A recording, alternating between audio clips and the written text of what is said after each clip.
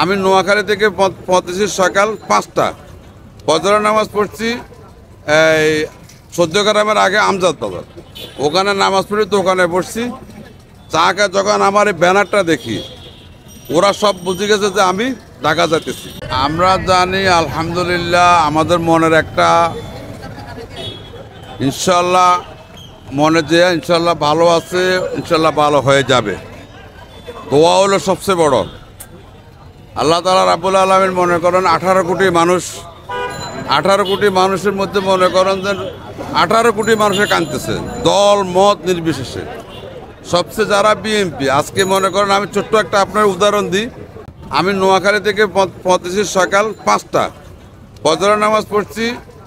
এই 14 গ্রামের আগে আমজাদ বাজার, ওখানে নামাজ পড়ি, তো ওখানে পড়ছি।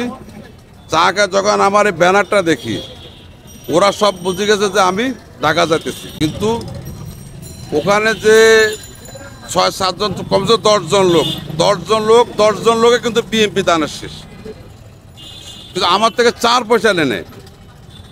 তাহলে বুঝতে পারেন যে কতটুকু যে ম্যাডামের প্রতি, আমাদের দেশের প্রতি আন্তরিকতা, মায়া এশিয়া মহাদেশের মধ্যে হবে না।